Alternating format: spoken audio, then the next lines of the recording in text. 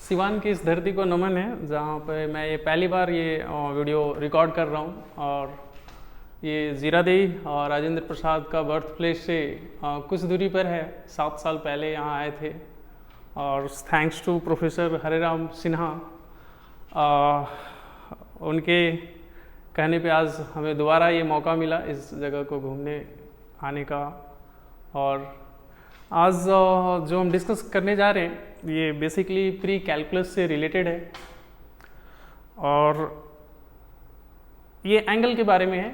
4-5 class में बच्चे इसकी स्टडी स्टार्ट कर देते हैं।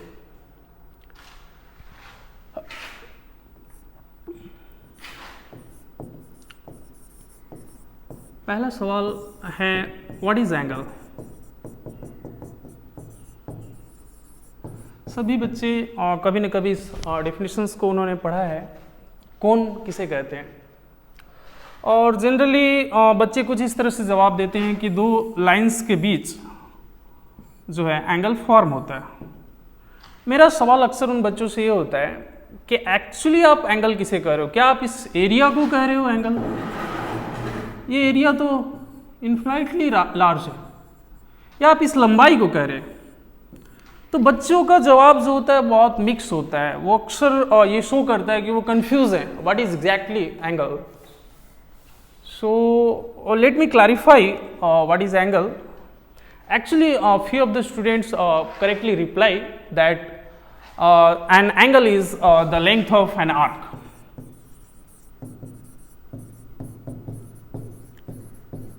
Or we can say more precisely, the relative length of an arc. और इसका क्या मतलब है थोड़ा देख लीजिए। आर्क की लंबाई, तो सबसे पहले तो आर्क क्या है? आर्क कोई भी छोटी सी कर्व लाइन अगर है, फॉर एग्जांपल एक सर्कल अगर आप लेते हैं और इस सर्कल का एक छोटा सा पार्ट अगर आप ले लें तो ये हमारा आर्क है। इसकी जो लंबाई है वही हमारा एंगल है, कोण है। अब सवाल ये उठता है कि इसकी लंबाई हम कैसे मापें? तो स्ट्रेट लाइन के मेजरमेंट तो हम सभी जानते हैं, सभी बच्चे परिचित हैं कि आप सबसे पहले एक यूनिट लेंथ लेते हैं। फॉर एग्जांपल आपके पास एक स्केल है, इस स्केल की लंबाई 1 यूनिट अगर आपको मालूम है या हम डिफाइन कर रहे हैं। फॉर एग्जांपल कोई भी फिजिकल क्वांटिटी का मेजरमेंट हमेशा कंपैरिजन के आधार पे होता है। अगर लंबाई हमें मापना है इस बेड का, तो सबसे पहले हम यूनिट डिसाइड करते हैं। फॉर एग्जांपल ये यूनिट लेंथ है, अब हम इसे कंपेयर करते हैं। अगर ये 5 टाइम्स हो रहा है तो ये 5 यूनिट्स लेंथ उसकी 5 यूनिट्स है। अब कर्व लाइन की लंबाई को मापने के लिए एक फेमस यूरोपियन मैथमेटिशियन हैं डिस्कार्टेस, उनका कहना था कि कर्व लाइन की लंबाई मनुष्य के दिमाग से परे है। At that time, Newtonian physics was dominant, and especially Western mathematics is obsessed with straight line measurement. So वो केवल स्ट्रेट लाइंस के टर्म्स में ही इसकी लंबाई को सोच सकते थे कि अगर आप इस आर्क को बहुत छोटे टुकड़े करो तो एक छोटा टुकड़ा एक ऑलमोस्ट स्ट्रेट लाइन है, और अब फिर आप इस तरह से बता सकते हैं।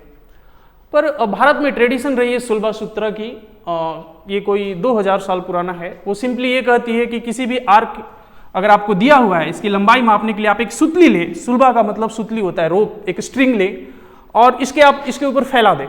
ठीक है। फॉर एग्जाम्पल अगर आपके पास एक सर्कल दिया हुआ है, इस सर्कल का सर्कमफ्रेंस अगर आपको मेजर करना है तो आप एक स्ट्रिंग लीजिए और उसके चारों तरफ उसे फैला दीजिए और आप उसे स्केल के सामने ले जाइए और अब फिर आप लंबाई इसकी बता सकते हैं। For example 10 centimetre.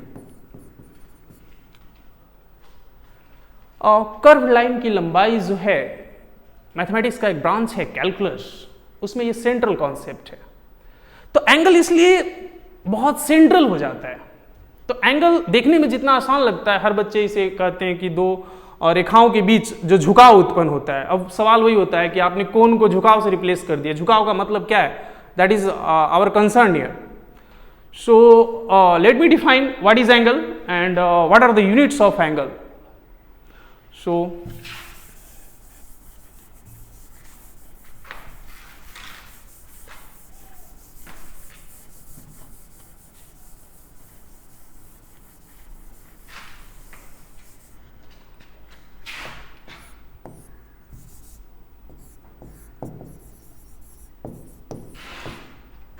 angle is length of an arc.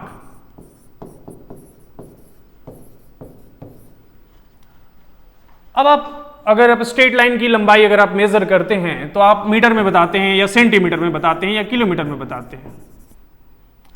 अगर आर्क की लंबाई हो, कर्व लाइन की लंबाई हो, तो आप उसे किस यूनिट में बताते हैं? अगर आप टाइम्स को सेकंड में मेजर करते हैं, मास को केजी में मेजर करते हैं, तो आर्क की लंबाई आप किस में मेजर करते हैं? तो बच्चे शायद इससे भी परिचित हैं, प्राइमरी और मिडिल स्कूल के बच्चे परिचित हैं कि डिग्री में हम मेजर करते हैं। इंस्ट्रूमेंट बॉक्स में उनका एक प्रोटेक्टर होता है, चांद जिसे कहते हैं, ठीक है। और मोस्टली बच्चे ये बता सकते हैं कि 90 डिग्री कहाँ पर है और 45 डिग्री कहाँ पे है। तो दो यूनिट्स हैं आर्क की लंबाई बताने के लिए, एक यूनिट है आपका डिग्री और दूसरा यूनिट है रेडियन। अपर क्लासेस में जो यूनिट यूज होती है, खास करके कैलकुलस में, वो रेडियन यूनिट यूज होती है। उसका कारण है, तो सबसे पहले तो 1 डिग्री क्या है इसे हम लोग देख लें, और 1 रेडियन क्या है।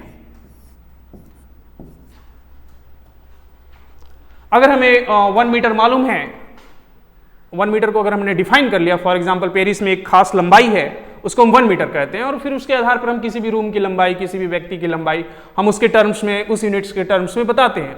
तो सबसे पहले हमें यूनिट का डिफाइन करना होगा। तो यूनिट अगर हमारे पास डिग्री और रेडियंस है, तो सबसे पहले हमें डिफाइन करना होगा what is 1 degree and what is 1 radian. That is our first concern here. So let me define what is 1 degree. Our first the next question is what is 1 degree और what is the definition of 1 degree. So let's define it.